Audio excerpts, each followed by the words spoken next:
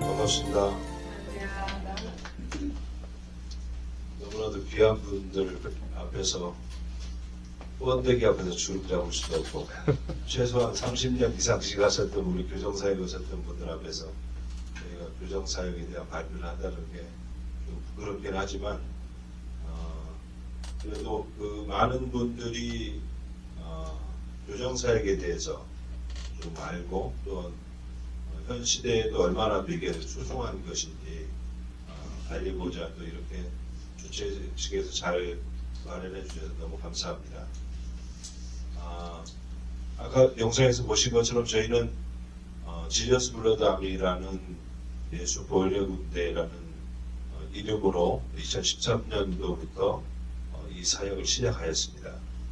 무슨 큰 뜻이 있어서 시작한 게 아니고 저도 절망 끝에서 만난 하나님, 그리고 인생을 포기하려고 했었을 때 만나주신 하나님, 그리고 눈에 보이지 않는 세상을 다스리는 하나님이 살아계시다라는 것을 알고 난 이후에 소망을 잃고 또한 인생의 절망 가운데 있었던 친구들을 전도하였을 때 그 친구들이 교도소 가는 바람에 그 친구들이 교도소 안에서 변화되고 한 친구의 변화로 인해서 다른 조직의 친구들이 변화되고 이게 개구리 알라듯이 이렇게 늘어나다 보니까 교도소 사역이 처음 시작하게 되었습니다. 2013년도 무렵부터 시작했을 때 단 한 사람으로 인해서 시작된 사역이 지금 국제단체까지 가는 그런 하나님의 놀라운 은혜가 있었는데 이것은 분명히 하나님께서 하신 일이긴 하지만 하나님의 사람들을 통해서 하셨습니다. 그 당시에 서울구치소 사회복지과장으로 우리 김영식 소장님이 계셨고 저희 친구들과 후배들은 수용자로 있었습니다. 가두는 자와 갇혀있는 자들이었지만 그들의 변화되는 모습들을 보고 또한 그들에게 끝까지 지속적인 사랑과 관심을 관에서도 보여주시고 소장님께서 보여주셔서 그들이 출소 이후에 본격적으로 교도소 사역을 한번 해보지 않겠냐라는 위험한 선포식을 하셨습니다. 그 이후에 이러한 선교회가 많은 크고 작은 일들이 있었지만 그럼에도 불구하고 끝까지 저희들을 섬겨주시고 기다려주시고 늘 응원해 주셨기 때문에 이러한 자리까지 오게 된 것 같습니다. 그 맨 처음에 제안을 받았을 때 조폭선교라는 좀 자극적인 이름으로 이 부스가 진행을 하게 되었더라고요. 예, 조폭은 맞습니다. 그렇지만 오야붕이 바뀌었습니다. 예수님으로 바뀌었고 하나님으로 바뀌었고 지저스 블러드 아미 군대가 국방부의 의무를 마친 사람은 우리 스태프들 하나도 없습니다. 법무부에서 10년간 30년간 이렇게 있으셨던 분들이 다 회심해서 이러한 일들을 지금 하고 있는데 정말 소망교도소에 가서 느끼는 부분은 그렇습니다. 죄인들이 수도원에 물려가 있으면 그곳이 감옥이지만 죄인이라 할지라도 교도소에서 거듭나고 하나님의 사랑에 힘입어서 회개하고 하나님 앞으로 나왔을 때 그곳이 비록 명칭은 감옥이지만 그곳이 수도원이 아닐까 싶습니다. 제가 매번 소망교도소에 가서 느끼는 부분은 오히려 은혜가 떨어졌을 때 소망교도소에 가서 그 수용자들의 뜨거운 예배와 그 갈망하는 그러한 모습들을 봤을 때 큰 힘이 됩니다. 그래서 이러한 관에서의 어떤 협조가 없다라고 하면 저희들은 계속해서 우물안 개구리처럼 그냥 일대일 아니면 그런 조폭 형제들이나 아니면 마약 형제들 이렇게 섬길 수 있었겠지만 지금은 너무나도 많은 이들이 도움이 필요합니다. 특히 많은 이야기들이 있지만 아까 보신 영상은 대한민국의 한국 청년들의 마약 현황에 대한 말씀을 잠깐 말씀드리겠습니다. 저는 1971년생인데 저희 때에는 약 한 100만 명 정도가 태어났습니다. 하지만 재작년에는 신생아들이 28만 명 정도밖에 태어나질 않았습니다. 지금 마약 상태, 마약 검거되는 확률이 작년에 약 2만 8천 명이 잡혔는데 그중에 10대, 20대, 30대가 반절입니다. 그중에 초범자들이 대부분이고 그러면 암수범죄이기 때문에 곱하기 30 해야 되는데 어바웃 3만 명 곱하기 30이면 90만 명입니다. 이 정도로 심각해져 가고 있는 상황에서 국가에서는 마약과의 전쟁을 선포했지만 전 세계적으로 마약과의 전쟁을 선포한 나라들은 다 실패했습니다. 미국의 우리 김석희 목사님께서 너무 잘 아시겠지만은 얼마나 많은 재정을 쏟아붓고 얼마나 많은 교육을 하고 예방교육도 하고 하지만 전혀 그런 부분들에 대해서 늘어나지 줄어들지는 않고 작년에만 미국에서 10만 명 이상이 마약을 죽어가고 있었습니다.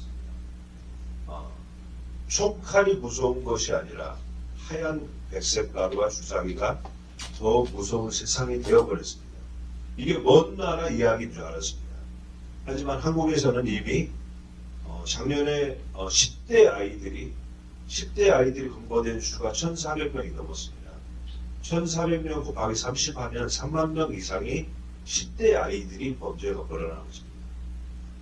저도 마약에 대한 경험이 있습니다. 제 인생에서는 마약을 처음 경험한 시점과 그 이후에 너무나 많은 대가지불과 많은 어려움과 많은 것을 잃어버린 이후에 하나님을 만난 시점과 제 인생은 딱 두 부류로 나뉘게 됩니다. 세상의 어떤 가치관을 두고 세상의 어떤 야망을 꿈꿔왔고 성공도 했었고 모든 걸 다 이루어왔고 마약에 대한 부분에 대해서 죄의식 없이 그냥 그렇게 즐기는 것으로만 알고 있었지만 내가 마약을 컨트롤할 거라고 생각하였고 간헐적인 마약을 하게 되었었지만은 내가 어느 순간 절망과 모든 삶이 포기가 되고 고난이 왔을 때 마약을 선택하게 됐고 마약을 컨트롤할 줄 알았던 모든 나의 삶이 모든 것을 다 박살냈습니다. 가정관계 깨지게 되고 사회관계 깨지고 경제관계 깨지고 나의 삶의 모든 것을 다 포기하게 만듭니다. 결국에는 자살이라는 것을 선택하게 되고 누군가를 살해할 계획까지 그 복수할 생각까지 하는 것은 정말로 잔인한 생각들까지 들게 하는 게 마약이었습니다. 작년 11월에 저희가 그 한마총이라는 이름으로 100여 개 민간단체를 만들어서 청년들을 살려야 된다라는 주제로 해서 단체가 설립이 되었지만 아직까지도 열악합니다. 10대 아이들은 요즘에 텔레그램이나 다크앱이나 이런 걸 통해서 몇 시간 이내로 마약을 구합니다. 그리고 그들은 그걸 문화처럼 여기고 연예인들이 하는 거고 그들은 이미지로 하고 있고 기성세대들의 마약 딜러들과 교도소 내에서 초범자들과 중범자들이 만나면서 거의 괴물을 만들어내고 있습니다. 마약 딜러가 성장되는 데까지는 단 1년도 걸리지 않습니다. 요즘에는 10대, 20대 아이들의 그 핸드폰이나 이런 다크웹을 통해서 온라인상으로 물건을 팔고 기성세대들은 안정된 물건들을 공급합니다. 이제는 국가적인 문제, 전쟁, 핵, 테러, 안보 이 문제 중에 하나가 마약이 들어가 있습니다. 이제는 한국은 청정지역은 이미 지나버렸고 이미 오염국이 돼가고 있는데 정부에서는 대책을 세우지만 마약의 문제만큼 문제가 많은 게 정부의 대책입니다. 또 엑시트라는 광고를 하는 것도 물론 중요합니다. 해서는 안 되는 거라는 예방교육도 분명히 필요하지만 아까 보신 영상은 저희들이 마약 캠페인입니다. 조금 의아해 하실 수 있겠지만 우리 크리스찬은 사방이 우겨쌈을 당하는 고통이 있다 할지라도 하늘은 열려 있습니다라고 우리 함께 비상해요라는 캠페인을 하고 있습니다. 대부분의 사람들은 마약에 대한 심각성에 대해서 분명하게 청소년들에게 전달을 해야 되지만 대안을 내세워줘야 되는데 대안은 내세워주지 못하고 있습니다. 마약을 맨 처음에 상담 심리학적인 부분으로 이것을 세우려고 많은 상담사들을 만들어냈고 하지만 상담은 물론 그 사람에 대한 어떤 상처라든지 그 사람을 위로하는 어떤 견인 역할을 할 수 있습니다. 하지만 치료와 회복은 불가능합니다. 그래서 이것을 정신병원으로 가지고 왔습니다. 정신병원에서 모든 것을 해결할 것 같이 정보를 내세웠습니다. 21군데의 보건복지부에서 진행하는 한국의 마약병원이 있지만 2군데만 입원을 받습니다. 나머지는 마약 환자를 받으려고 하지는 않습니다. 물론 전문가도 없을 뿐더러 마약 환자들에 대한 업앤다운 있는 부분이나 조금 이슈적인 부분들을 했을 때 그들은 두려워하고 그들을 쫓아냅니다. 하지만 인천 참사랑병원이나 부곡병원이나 이런 데들은 정말 하나님의 마음으로 그들을 환자들을 돌보는데 병원에서 해줄 수 있는 것은 한계가 있습니다. 기톡이나 아니면 어떤 동기부여 역할만 하지 어떤 정신적인 스피릿에 관계된 부분들은 전혀 건드리지 못합니다. 그래서 요즘에는 어떤 부분으로 넘어왔냐, 미국에서 이미 사회과학 분야에서 이것은 스피릿에 관계된 부분이다 라고 얘기를 하기 때문에 누추하지만 저도 저 LA 지역에서 마약자활센터를 가보고 회복자들도 만나보고 지금 회복되고 있는 사람들을 만나봤지만 말씀과 성령의 영향력이 없는 곳에서는 회복자가 나오지 않습니다. 단지 그들이 안 하고 있고 그것을 누르고 있는 것 뿐이지 오직 고칠 수 있는 것은 하나님의 영과 하나님의 생기가 들어갔을 때 분명히 이것을 끊어지는 것입니다. 저 역시도 하나님을 아까도 말씀드렸다시피 제 인생에 마약을 처음 경험했었을 때와 하나님을 경험했었을 때 보통 미주사회에 있으면서 많은 사람들이 추방돼서 옵니다. 그들 중에 많은 이들이 이 마약을 접한 청년들과 또 제 친구들과 또 선배들이 많이 있었습니다. 그들이 회심해서 지금은 어떤 교회도 만들고 또한 그들이 개선된 삶을 살는 친구들도 있는가 하면 아직도 마약에 지금도 그런 조직에 있고 거기에 헤어나지 못하고 있지만 아픈 사람들에는 아프다고 얘기를 해야 되는데 이러한 일들은 교회에서 가정에서 해야 된다고 생각합니다. 지금 한국교회도 어떠한 장로님 자녀분이 중학생 아이인데 아버지 그 어려운 친구들하고 자전거 동호회를 할 건데 아버지 자전거 사주면 안 돼요. 우리 아들 장안에 그리고 자전거를 5대를 사줬는데 자전거 한 대에 몇백만 원짜리입니다. 2천만 원을 가지고 와서 그 돈으로 마약을 얘가 사서 얘의 행동이 바뀌고 뭔가가 조금 이상한 모습들을 보이니까 집 그 아이의 그 방을 다 뒤져보니 마약이 종료되고 있는 거죠. 요즘에는 이제 중학교, 고등학교 애들이 조금 연약하고 우유부단하는 친구들에게 마약을 중독을 시켜서 있는 집 자식들을 그렇게 해서 마약을 접하게 합니다. 한국 같은 경우는 청년들뿐만이 아니라 10대, 20대 애들 중에 여자들이 마약이 더 많이 지금 심각한 문제로 되어가고 있습니다. 요즘 애들은 어떤 죄의식 없이 마약과 여자를 같이 팝니다. 이게 그냥 뭐 영화에서는 나오는 이야기가 아니라 한국에서 청소년들이 매일 밖에서 방황하고 학교 밖 청소년들이 20만에서 30만 정도가 돌아다닙니다. 그리고 그 아이들은 마약이라는 것은 기성세대들이 그들에게 판매를 하게끔 해서 촉법법에 걸리지 않게 해서 형사법을 받는 대신 소년법을 적용하기 때문에 그들에게는 큰 처벌을 당하지 않습니다. 한 딜러가 강남에 있는 모든 전봇대든 우편함이든 이런 군데에 한 500군데에다 마약을 숨겨놓고 텔레그램이라든지 이런 걸로 해서 거래를 하고 지금도 그게 왕왕이 있습니다. 근데 이런 것들을 10대들 아이들에게 시키고 10대들이 이것을 접하는 그런 일들이 지금 왕왕 벌어지고 있는데 맨 처음에 정부에서 이것을 뭐 신경을 쓰는 것 같아 보이나 회복을 시킬 수 있는 방법들에 대해서는 예산도 편성해주지도 않고 잠깐 어떤 정치적인 이슈로만 쓰고 있습니다. 그래서 이러한 문제들은 교회에서 전도사님들이라든지 목사님들이라든지 왜 우리 아이들이 그 교회에 나오지 않으면 집을 찾아가 봐서 걔 눈동자를 봐야 되는 그런 위험한 시기가 한국에 와 있습니다. 전 세계에서 나와 있는 선교사님들도 모든 사람들이 다 느낄 겁니다.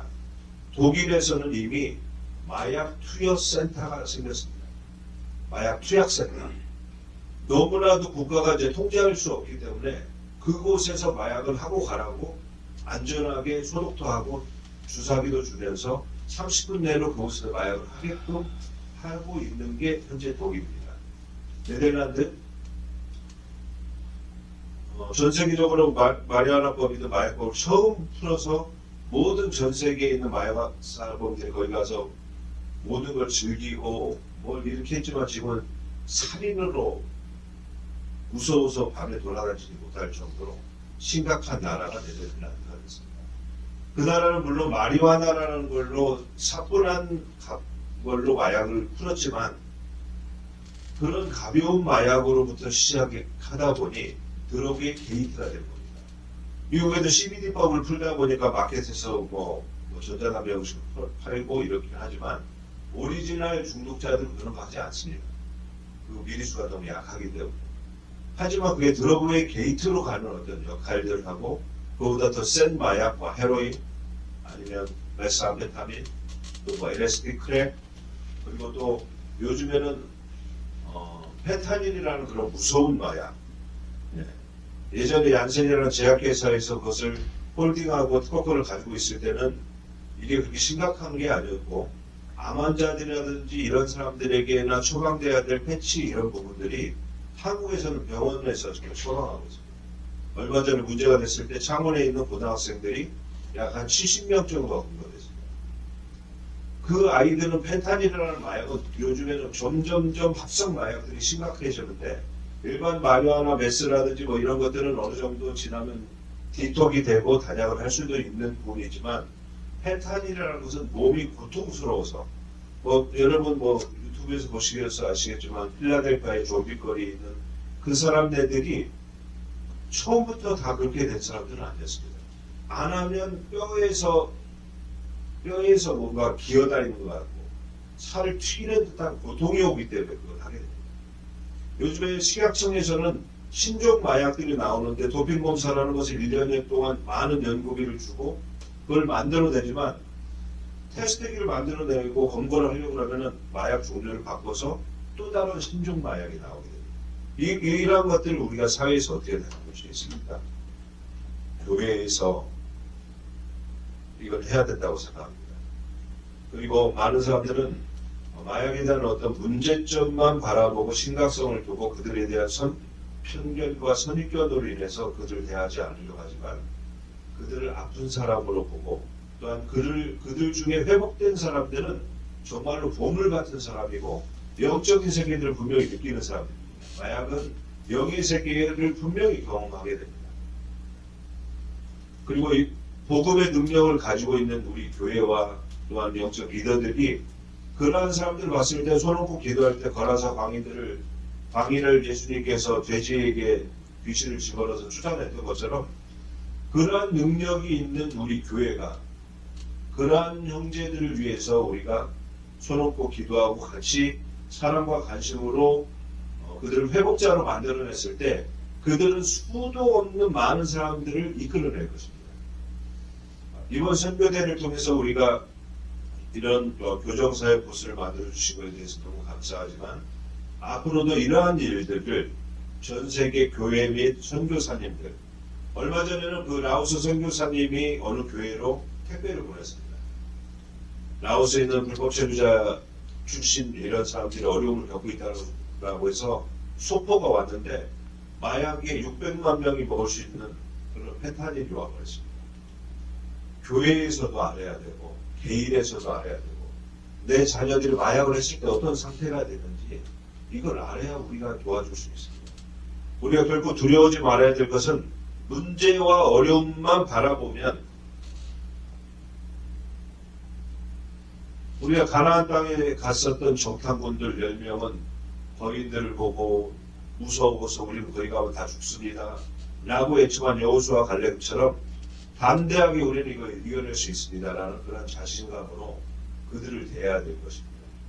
아무튼 우리가 문제점과 또한 어려운 부분만을 바라보는 것이 아니라 예를 들어서 우리가 사과나무의 열매가 시들어가고 있습니다. 청소년들은 우리 가정의 열매입니다. 가정의 열매인데 얘가 좀 속썩인다고서 잘라냅니까? 우리의 사랑과 관심을 가져주고 또한 영적인 어떤 교육도 시키고 또한 외부로서의 어떤 해충 같은 것들도 잘라내주는 역할들을 하고 햇빛을 보게 할 때 그 열매는 살아납니다. 모든 중독 사역의 기본은 이런 것 같습니다. 우리 몸 안에 있는 엔돌핀, 다이돌핀, 세로토닌, 옥시토신 이런 좋은 호르몬들이 있습니다. 이런 호르몬들은 외부적인 마약은 화학적인 마약이 와서 우리 도파민을 때렸을 때 어떤 쾌감을 느끼는 그 칭초를 느끼기 위해서 이 마약을 하지만 내부적인 호르몬을 계속해서 양성시켜 줄 때 이것은 끝도 없이 우리 뇌세포의 망가진 뉴런 세포들이 활성화되고 다른 사람들을 도와줄 수 있는 활력이 생기고 웃을 때 기쁨과 엔돌핀이 나오고 이런 일을 계속할 때 이것은 중독이라고 하지 않습니다. 우리가 그러한 환자들이나 그런 어려움을 겪고 있었을 때 있는 사람들을 오래 기다려줘야 되고 부모들과 함께 그러한 훈련들을 시킬 수 있는 것들을 우리가 배워서 그들과 함께 이 일들을 해나갈 때 분명히 회복자들이 나타납니다. 아무튼 우리가 복음의 능력을 가지고 있고 하나님의 성령을 믿는 우리 그리스도인은 그런 것들을 두려워하지 않고 그들의 병든 영, 죽은 영 이러한 영들을 살리는 것들을 우리 교계에서 저와 여러분들이 이러한 일들을 함께 하고자 합니다. 네, 감사합니다.